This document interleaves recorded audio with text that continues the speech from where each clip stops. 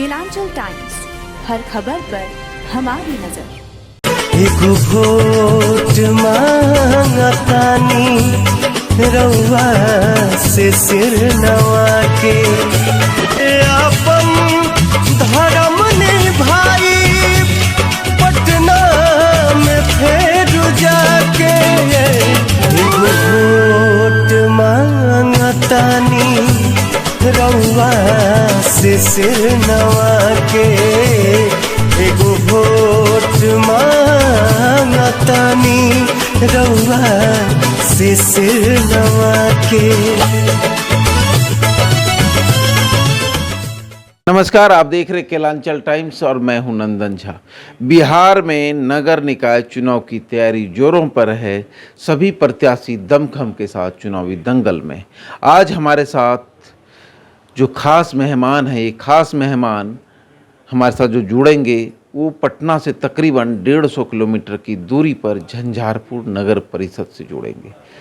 एक ऐसा प्रत्याशी जो शिक्षा क्षेत्र में अपना अच्छा खासा नाम कमा चुकी, अच्छी खासी एजुकेशन के बाद समाज सेवा में आ रही है। तो ऐसे लोग अगर समाज सेवा में आते हैं तो ज़रूर समाज का विकास होगा। ऐसे ही खास मेहमान से हम आपको परिचय कराने जा रहे हैं, इंजीनियर प्रियंका कामत से, जो झंझारपुर नगर परिषद से चेयरमैन पद की प्रत्याशी हैं। बात करते हैं और जानने की कोशिश करते हैं, इतनी अच्छी शिक्षा के बाद इतनी अच्छी ज़िंदगी जो जी रहे हैं वो छोड़कर इस समाज सेवा में क्यों? समाज सेवा में क्यों? मैं प्रियंका कामत एक अभियंता हूँ और मैं सर्विस करके एक अच्छा खासा पैसा पा सकती थी, परंतु लोक सेवा के लिए मैंने अपने जीवन को समर्पण किया है। ये शिक्षा मैंने अपने स्वर्गीय दादाजी जो एक फ्रीडम फाइटर थे उनसे लिया। मेरे नाना जी और अभी मेरे पितृ देव मेरे ससुर जी श्री फूले भंडारी जो एक समाज सेवी हैं, उनसे मैंने प्रेरणा लेके इस राह को और इस चुनावी मैदान में कूदी हूँ। बहुत अच्छा बात। नहीं लगता था कि आप अच्छा खासा पैसा अर्न कर सकते थे, अच्छी खासी ज़िंदगी जी सकते थे? यहाँ आने के बाद कुछ कठिनाई होगी? कठिनाई होगी। Life is the name of challenge and ये कहना चाहूँगी कि कठिनाई तो है, लेकिन अगर नौकरी देखती, खुशहाल ज़िंदगी देखती तो लोगों के लिए कुछ नहीं कर पाती। समाज सेवा से मेरा परिवार हमेशा से जुड़ा रहा और क्योंकि मैं एक संपन्न परिवार से आती हूँ, इसीलिए मुझे लगा कि बच्चे विकसित हो जाएंगे मेरा परिवार एक डेवलप्ड परिवार है। मैं चाहती थी कि मैं समाज का डेवलपमेंट कर सकूं। जनता प्रियंका कामत को वोट क्यों करेगी?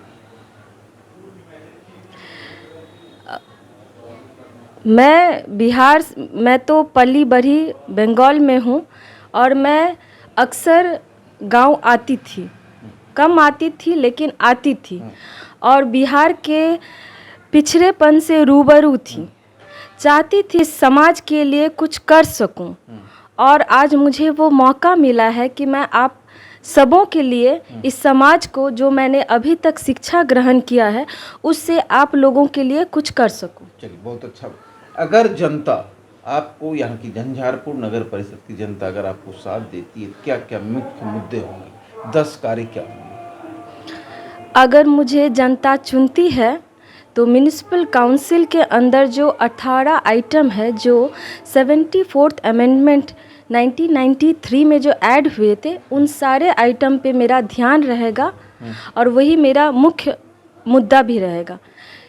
फिर भी क्षेत्र भ्रमण के दौरान जो मैं जनसंपर्क से मिली, जनता से मिली, तो उनका 3 मुख्य कारण था जिस पे काम करना बहुत ज़रूरी है। उन 3 कार्यों में से ड्रेनेज सिस्टम पे प्रॉपर ड्रेनेज सिस्टम है भी नहीं और उसका प्रॉपर प्लानिंग भी कहीं नहीं है। रोड का लगभग हर क्षेत्र में कमी पाया गया। गली मोहल्ले में अभी भी जल जमाव का समस्या है। आवास योजना में जो करप्शन चल रहा है उसको दूर करना, लाइट, रोड पे लाइट का, लाइट की वजह, स्ट्रीट लाइट की वजह। हाँ, स्ट्रीट लाइट, उसमें भी मुझे लगता है कि सोलर लाइट होना चाहिए, क्योंकि हम लोग सस्टेनेबल डेवलपमेंट के तरफ मूव कर रहे हैं। इसके बाद अगर हम बात करें, आपने सार्वजनिक हित की बात की, सड़क, नाला, ड्रेनेज सिस्टम की व्यवस्था करेंगे, स्ट्रीट लाइट की व्यवस्था करेंगे। क्या शहर में चोरी ना हो या एक अच्छा एनवायरनमेंट रहे, उसके लिए सीसीटीवी कैमरा, सीसीटीवी कैमरा का हर चौक चौराहे पे प्रबंधन होगा। अगर हम बात करें व्यक्तिगत हित की, जैसे आवास, पेंशन, राशन कार्ड इत्यादि, जब प्रत्याशी जीतने के बाद चेयरमैन बन जाते हैं या वार्ड बन जाते हैं, उनके पास आते हैं तो एक रेट लिस्ट मिल जाता है, आवास सेंक्शन होने पर इतने का ये रेट लिस्ट है, ये आप जमा। क्या ऐसी प्रथा को आप खत्म करेंगे? इस पे मैंने बार बार कहा, हर बार कहा कि इस पे जीरो टॉलरेंस की नीति अपनाई जाएगी। मतलब आप समझ सकते हैं, भ्रष्टाचार पर जीरो टॉलरेंस नीति अपनाई जाएगी। भय मुक्त, भ्रष्टाचार मुक्त झंझारपुर नगर परिषद बनाना इंजीनियर प्रियंका कामत का लक्ष्य होगा, क्योंकि ये एक शिक्षित और सुखी संपन्न परिवार से आती है। ना इन्हें कोई लोभ है, ना कोई, इन्हें सिर्फ एक लालच है, वो विकास का। झंझारपुर का विकास कैसे हो, यही इनको देखना है और विकास करना है। अगर हम बात करें मैडम, जनता के समस्याओं को कैसे सुनेंगे? अभी तक हमारे समाज को धर्म के नाम पे, मजहब पे नाम पे बांटा गया है, उन्हें ठगा गया है, उन्हें प्रताड़ित किया गया है, उनको बहुत सारी सुख सुविधाओं से वंचित रखा गया है।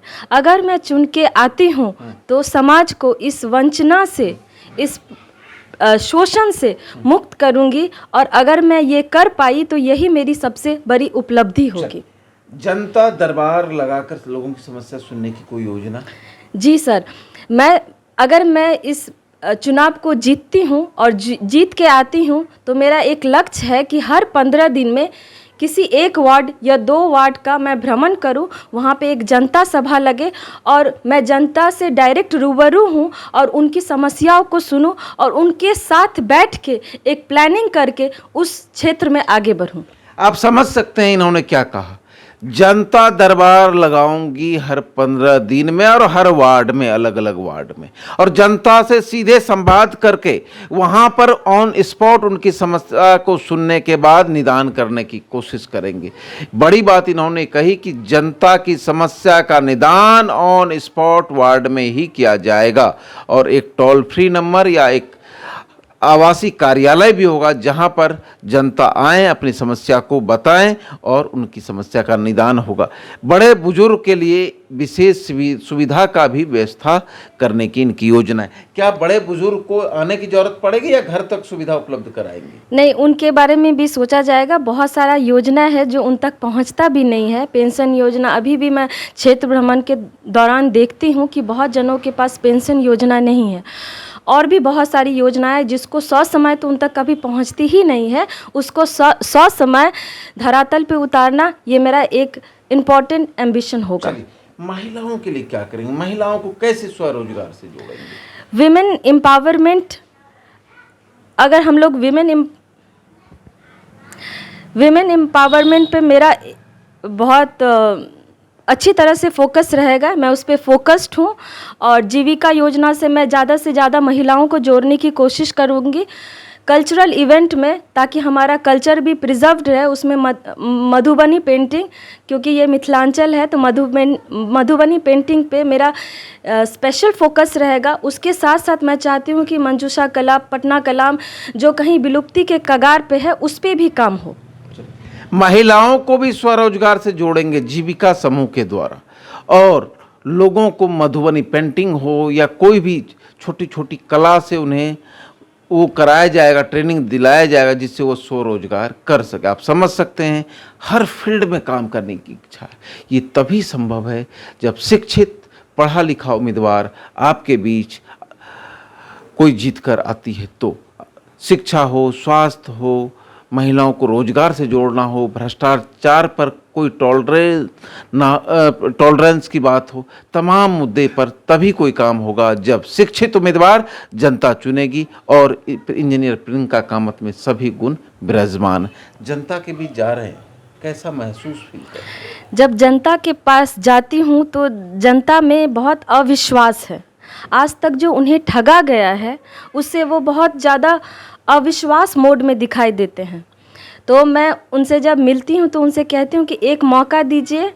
जिस तरह इस 20 दिन में अपने आपको सुबह 6 से लेकर 10 बजे तक आप लोगों के बीच में रह के आप लोगों के समस्या को सुनी हूँ, उसी तरह 4 साल, क्योंकि 1 साल अब बीत चुका है, 4 ही साल बाकी है, तो उस 4 साल आप ही लोगों के बीच में रह के आप लोगों के समस्या को सुनूंगी, आप लोगों के साथ बैठूंगी और एक प्लान बना के आप लोगों के साथ उस पर काम करूंगी। चलिए, जनता से क्या आग्रह होगा, कितने नंबर पर बटन दबाएं?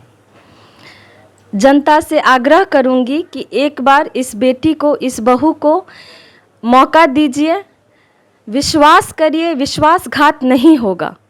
एक मौका दीजिए, इतना काम करूंगी कि अगला बार आपको मजबूर होके फिर से वोट करना पड़ेगा, लेकिन ये मौका आपको देना होगा ये समझने के लिए कि एक शिक्षित इंसान इस सिस्टम में हमारे नगर परिषद को किस तरह से विकसित किया जा सकता, कि किस तरह से वो विकसित कर सकती है।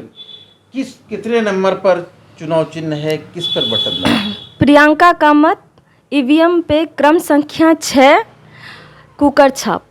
इंजीनियर प्रियंका कामत को क्रमांक संख्या 6 पर प्रेशर कुकर छाप पर बटन दबाएं और झंझारपुर नगर परिषद के विकास के लिए उन्हें सहयोग करें। शिक्षित उम्मीदवार आपके बीच है, इसलिए आप इन्हें 6 नंबर प्रेशर कुकर छाप पर बटन दबाकर झंझारपुर के विकास के लिए सहयोग करें। धन्यवाद। अरे ठीक हो भैया, ऐसे वीडियो देखे जा रहे हो, तनिका सब्सक्राइब कर लो और हाँ, घंटा का बटन जरूर दबाना, तब हमारा वीडियो का नोटिफिकेशन सबसे पहले मिलेगा। यहाँ वहाँ का देखा तो हम तो का ही कहते हैं, जल्दी दबाओ।